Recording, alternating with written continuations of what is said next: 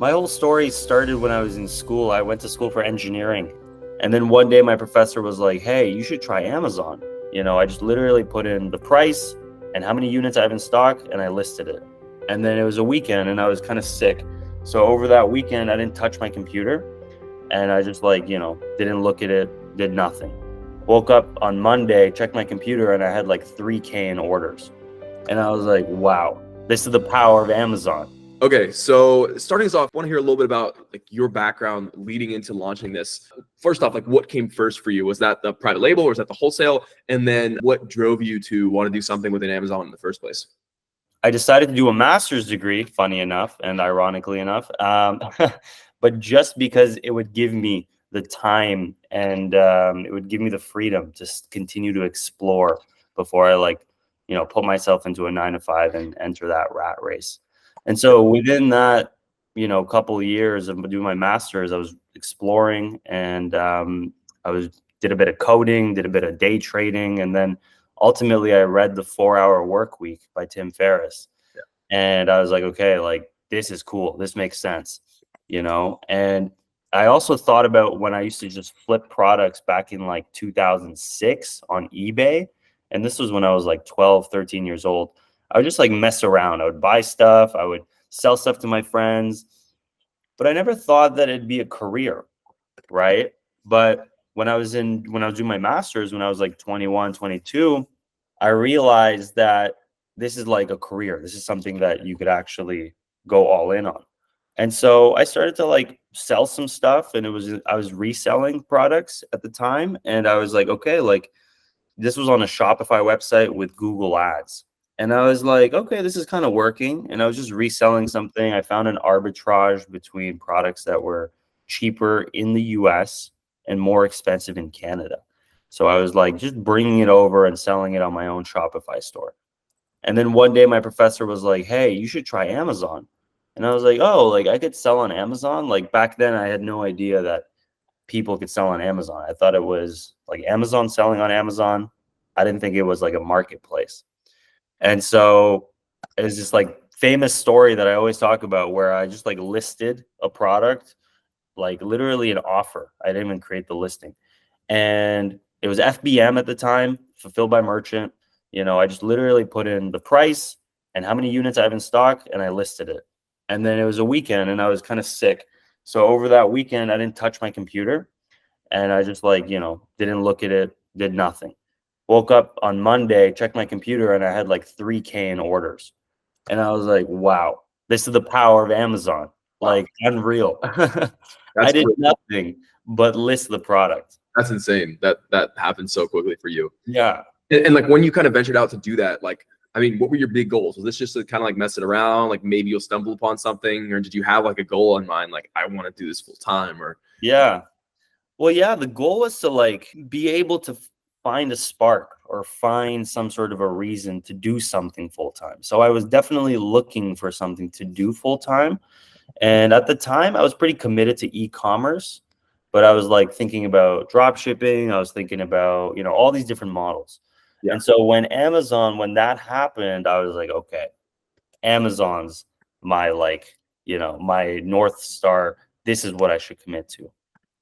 And so that is when I committed to Amazon and I was like, okay, I got to do this for the next, 5 to 7 years at least to see where this can take me. Totally. Yeah, that makes a lot of sense. I mean, making 3K in a week without doing much seems like a pretty big goal that you're onto something there. So tell me, so that first offer really hits off and that goes well. But where did that take you next? What were your next decisions? Like, all right, I want to go all in, but how'd you go about doing it and what you decide on? So I stayed in the reselling business at the time for that same product. And I was like, how can I get better margins for this product? And how can I bring in more product? So I actually started to reach out to eBay sellers and messaging them being like, hey, I'm looking to buy your product in bulk. Like they were selling the same product. Yeah. And I was like, let me buy this product in bulk. And I won't be a competitor on eBay. I'm selling on different platforms. I didn't say what specifically, but I just knew that if I didn't have like a good eBay presence, maybe they'd be willing to just like sell me a bunch. And I was selling on Amazon, so I wasn't being a direct competitor to them on eBay. And so that's when I found my first supplier in the US where I was buying from a legit wholesaler, or at least buying from, let's say, a retailer who could maybe mark it up just a bit because I was buying so much in volume. Yeah. And so that's when I just scaled that one product that did the 3K for me. So I just bought a bunch. I just bought so much till ultimately I hit about $120,000 in revenue my first year selling that one product. That's very good. And I was like, this is it. This is cool. Like, how can I find more products? Right. And so naturally, I was just reselling a bunch of stuff. Yeah. But then I started to think, like, how could I make this into a real business? Because at the time, it still felt like a hustle. Right. And I didn't know what wholesale was. Like, I was just doing what worked. You know what I mean? Like, I wasn't like going after a model. I was just flipping whatever I could find. Right. And so that first product that you sold on Amazon, do you still sell that today or no? No. You can talk about what that first product was that gave you that. Yeah, it was Rogaine, men's hair growth product. Yeah. Wow. And with importing this, like you found like that arbitrage opportunity between the US and Canada. Were there things you had to deal with like tariffs or like imports and customs and that sort of thing? So that's actually one of the reasons why I had to stop, is because we were shipping in small boxes that were kind of just like gray area of like no tariffs, as well as just like no one's really looking at them. More importantly, these products are FDA like governed, as well as Health Canada. The reason why there was an arbitrage in the first place is because Johnson and Johnson, who owns Rogaine, had to put in a lot of money to like formulate Rogaine a little differently to make it Health Canada approved, Okay, interesting. and also have to put like French labeling and so on. Yeah. So the price of this product in the US was about like $50. Yeah. In Canada was like 120.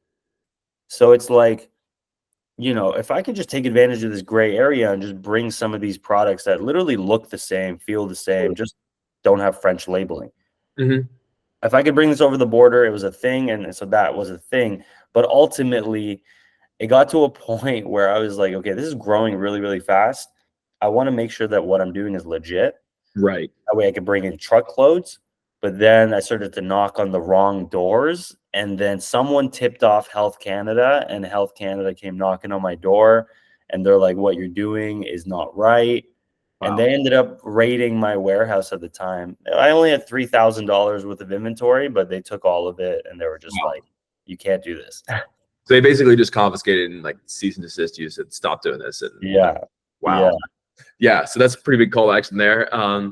So that kind of sets us up talking about your next thing. So this obviously, Exactly. that's for a while. I'm sure you learned a lot about on Amazon, but you talked about wanting to build like an established business.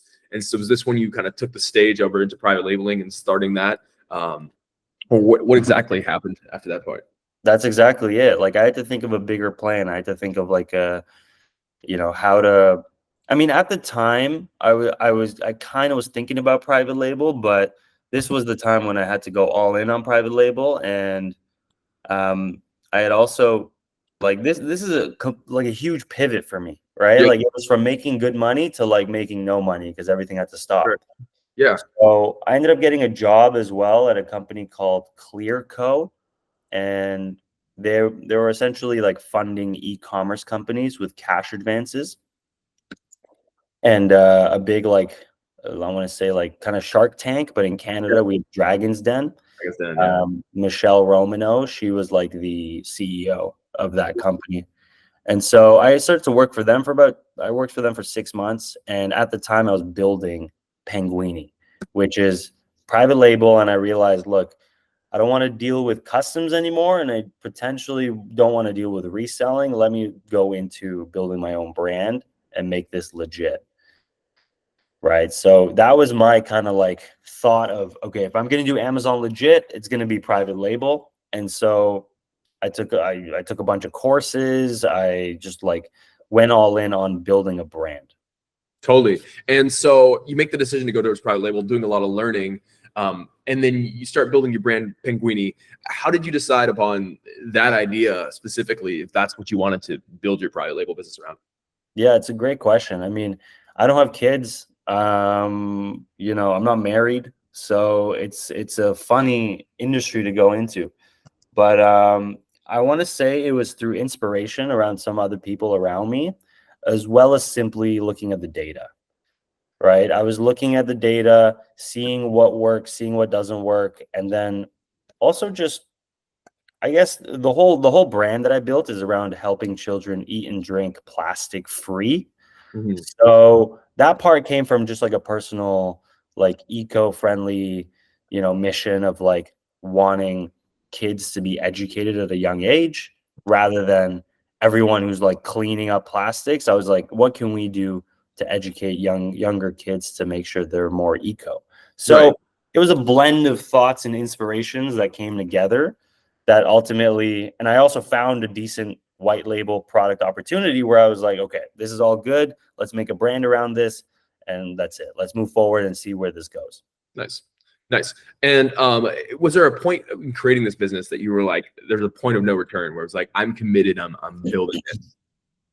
I mean, I was pretty all in from the get-go. Just making money off of Amazon reselling products really motivated me to like understand that this is possible, Yeah. right? And so that's always my recommendation nowadays as well to like everyone I like speak to on TikTok when I make content. I'm always like, look, if you've never done Amazon or any e-commerce before, getting like your foot in the door by reselling and making some money really motivates you, and then that can push you to build a brand. And so I was in that exact situation where I was like, this is clear next steps. I Sure. like what I'm doing. I'm going to do this. That's great. Yeah. And so bringing us back to your brand there, obviously you built a pretty great branded product. I'd like to talk a little bit about the startup costs we can, and we do estimates for these numbers and stuff. But really, like starting off with like the design, I clearly got some good design. How exactly did you come up with design, and how much around did that cost you to do? So the product was pretty much like designed already. Like it was a pure white label opportunity. The stainless steel cups were there. The sleeve and the lids were already there. But what I realized was that there was a gap in marketing. So Yeah. the people who were already selling it were like Chinese brands with no attention to detail, Totally. to the actual branding. And so I just built a great brand. I built a great mission. I built a partnership with a non-for-profit as well. And so all in all, it was just like marketing 101 Yeah. of taking a product and making it way more appealing to our demographic in North America. And that was like the whole mission. That was the whole idea. But then consistent feedback and literally picking up the phone of when Amazon used to give us phone numbers. I would literally call like hundreds of people to just ask how their experience was and get feedback on what they liked, what they didn't like.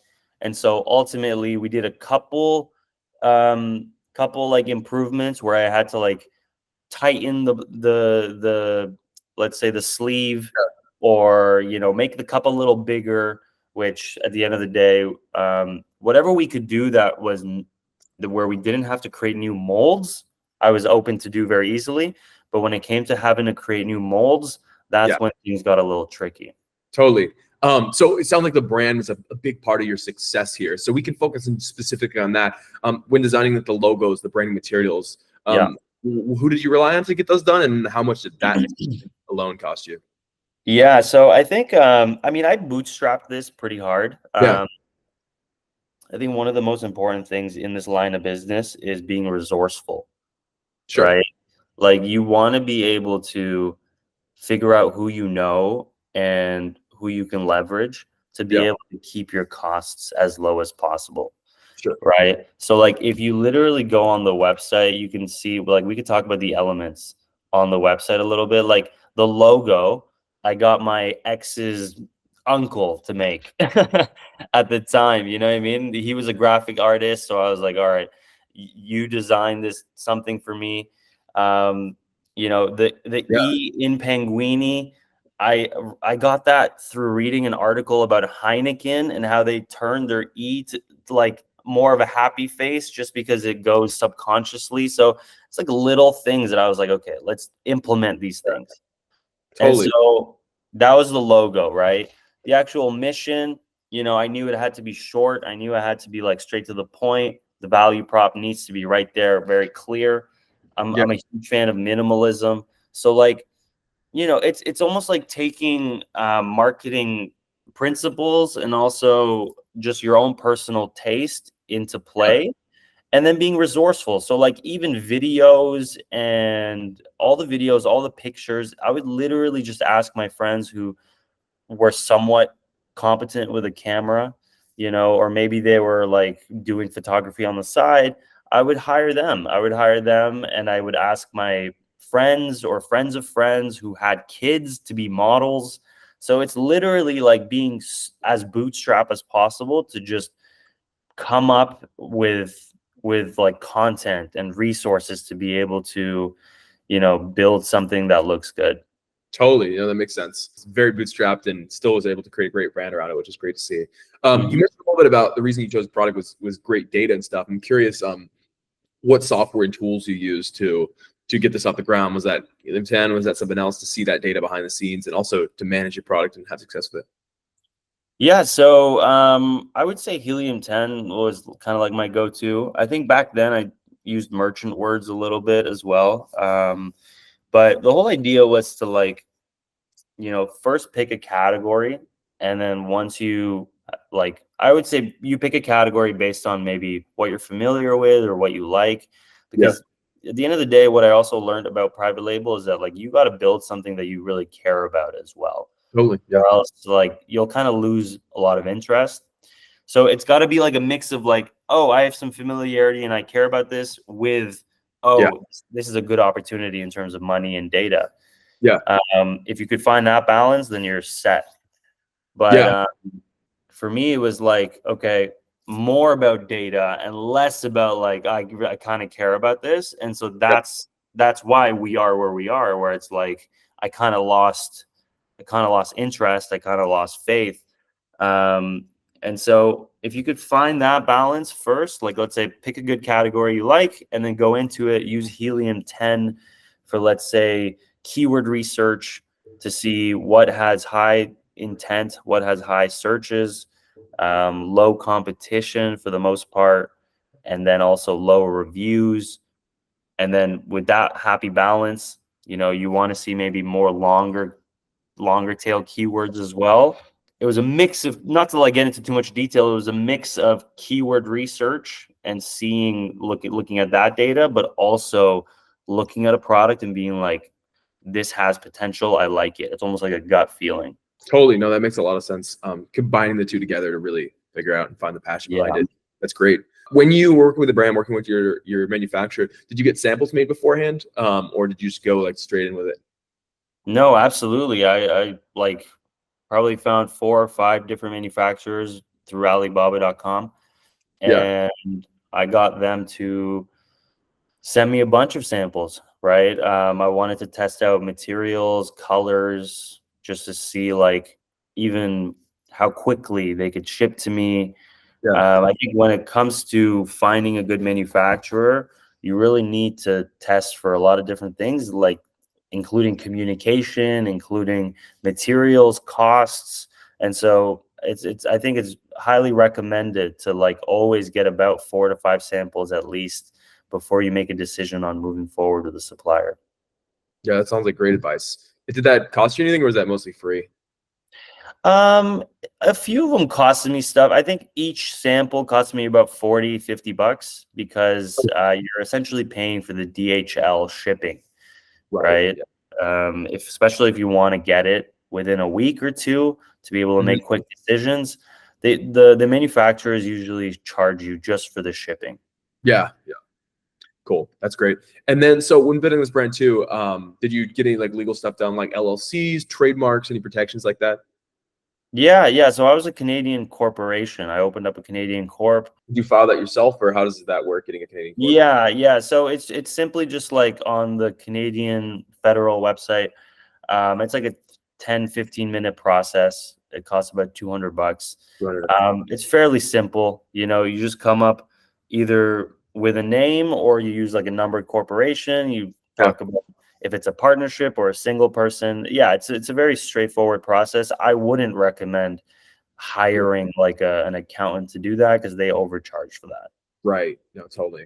And then trademark too. Do you do trademark protections? As I was building the brand, about 6 months to a year down the line, I registered for like a trademark in the US because we were selling in the US initially. I registered, or I tried to register, I should say, for Penguini, Okay. and it got rejected. Wow. And that's because the whole analogy that the lawyer uses is that if a customer goes into an aisle of a grocery store, if they see your product and another product with similar names, would they or could they get confused? Hmm. And so at the time, there was a lunchbox called Penguin, Wow. right? Which a lunchbox, right? Very different than like stainless steel sippy cups and food containers, but in the same world, if you want to call it. And so it got rejected. And so that actually costed a lot of money. I paid probably $2,000-3,000 just to the lawyer to file that, and then it got rejected. Wow. Okay, so you paid for a lawyer to do it. Wow. Yeah. That I didn't want to mess around with because I had no idea how to do. Gotcha. So So, was that like once it got denied, was that a lost cause, or were you able to like kind of get something trademarked for it? so yeah, like I didn't want it to be a lost cause. So I ended up trying to be creative and think of what I could do. Yeah. I think we appealed for it, so that was like another $500, but then it ultimately got rejected again. And then I was like, all right, we need to register something because on Amazon, at the end of the day, you're trademarking to get brand registry. Yeah. And so I ended up trademarking the word my ini, which if you look at Penguini, it ends with a INNI. So I was like, okay, I'll create like this parent brand called my ini, which sounds like my kid, you know? And then I could maybe like spin it off by having different animals like penguini, like liony, like you know what I mean, like different animals under ini. And so that's why on Amazon you'll see it'll say Penguini by My Ini. Yeah. That's Yeah, where that came from. that was the workaround. Wow, that's very interesting. But good you found something at least to Yeah, get yeah. trademark there. That brings us to like first production run. How much did you have to put down to get that started? It wasn't much. I want to say it was like somewhere around about $10. So I Wow. put up around $5,000 for the products. Okay. Yeah. And was there an additional like shipping cost on top of that, or No, that includes the shipping. Um, shipping? but yeah, let's say like 850 was like kind of like the price for the 4-pack, and shipping I paid by air, so there's air and freight, or sorry, air and ocean.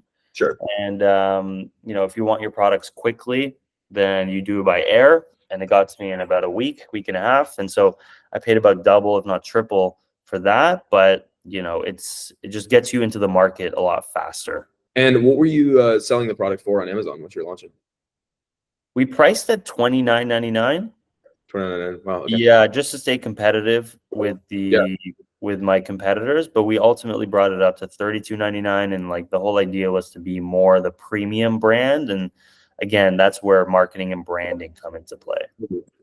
And what did Amazon FBA fees look like for that? The FBA fees, I would say it was like a third, right? Like I would pay $10 for everything, then I would pay $10 for FBA fees or just Amazon fees. Amazon fees, yeah. Referral and FBA, and then another $10 was profit.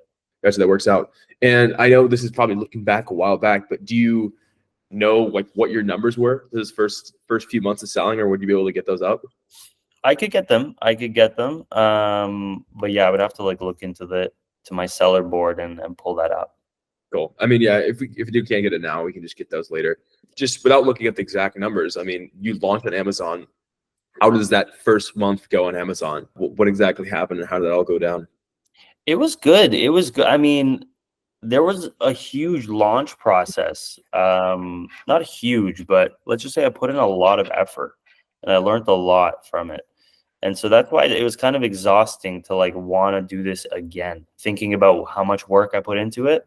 Yeah. But the whole idea was that like I built a Facebook group Yeah. where I would make content for parents, more specifically moms, and it would literally just be like quotes that I would get from Pinterest, Yeah. repurchase them, design them, and then put our logo on the bottom and just like post on Facebook, on Pinterest. And I was like, the whole point was to grow a community of parents Yeah. in the Facebook group. And this was like 2 months before launch.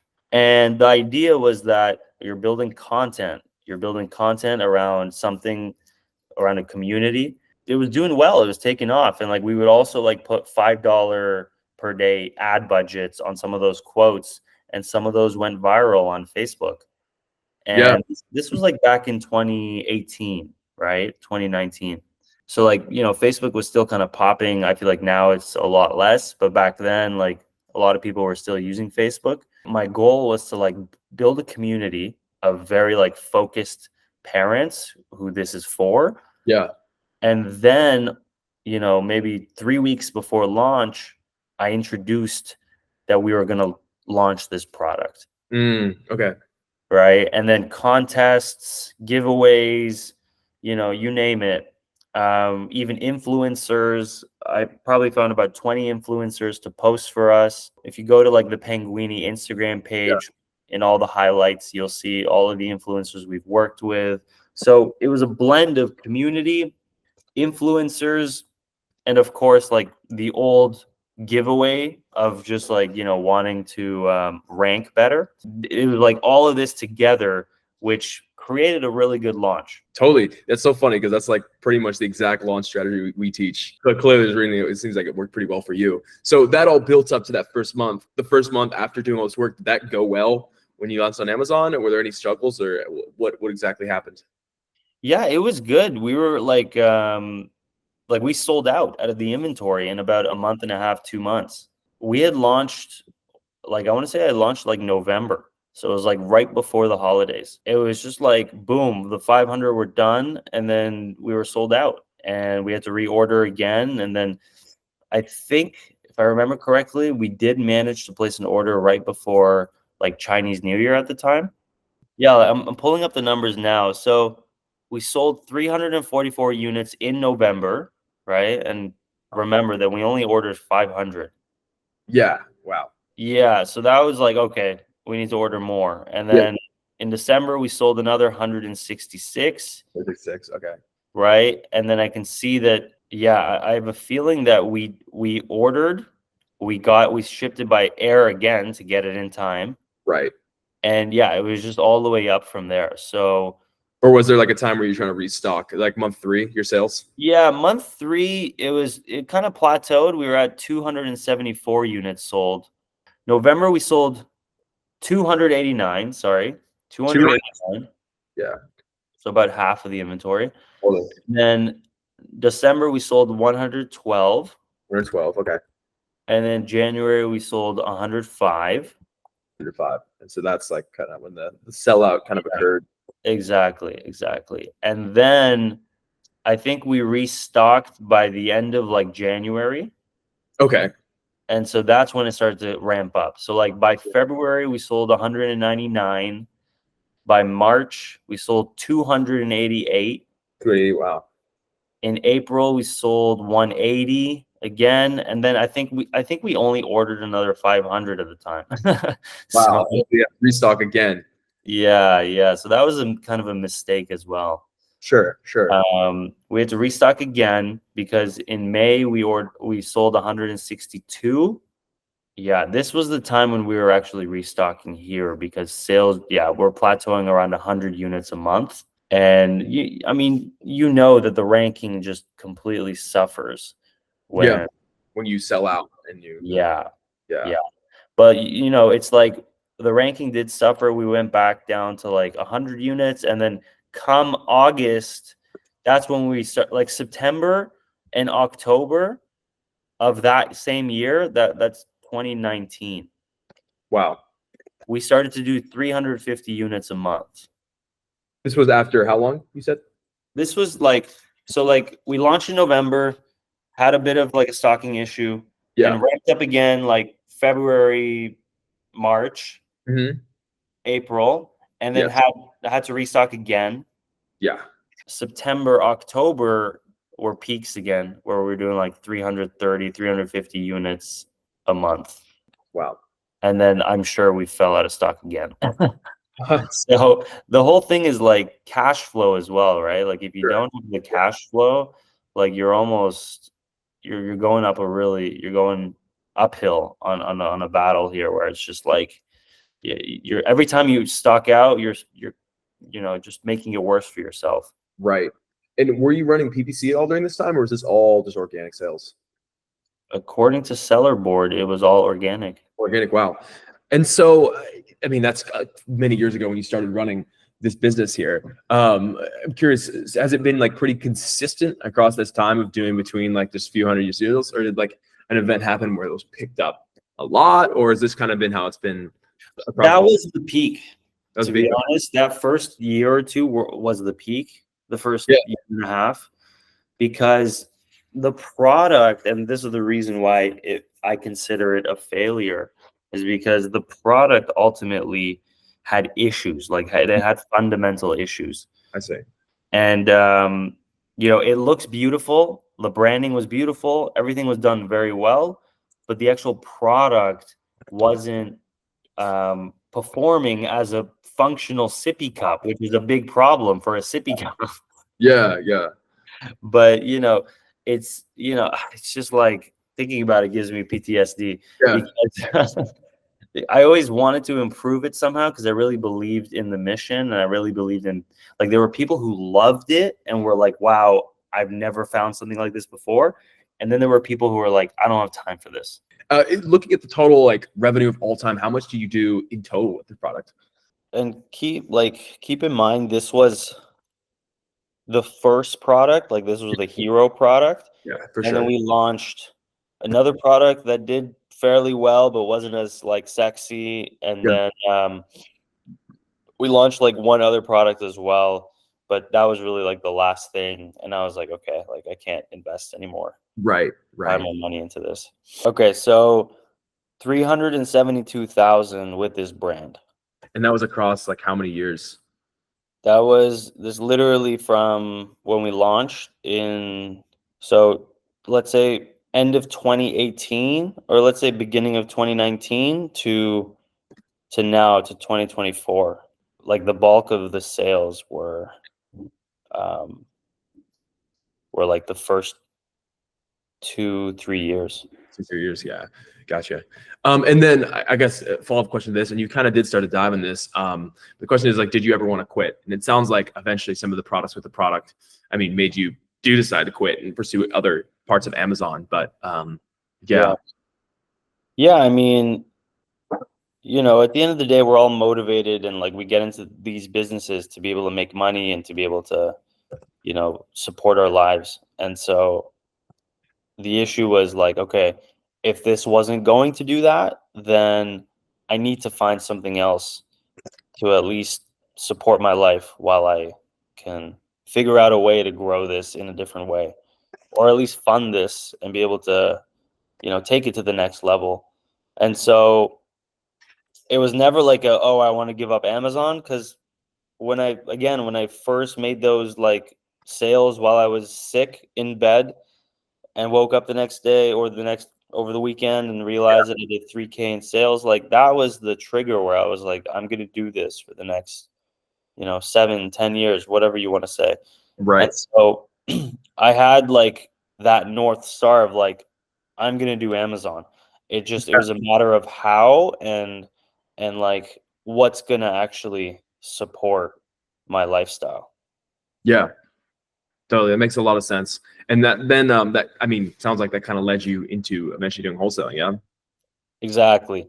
That's when I started to like look back and be like, huh, like I was making pretty good money with just reselling products, Mhm. and the like time to market with those products are much quicker. Whereas with private label, outside of research and finding a good opportunity, you need to do a lot of building. You need to definitely sink in a lot of cash to be able to like build the brand and be able to manufacture and ship. And so for me, it was like, how could I get something rolling fast as possible? And that was the answer, was to go back to wholesale. Go back to wholesaling, sure. And then overall, like, what's been the most exciting part of the business for you? And this could be, I guess, in wholesale as well. I mean, exciting. Um, I would say like the best part with any business that you run is the freedom of doing it on your own, Yeah, um, and just like being your own boss. But of yeah, course, that comes with its own pros and cons.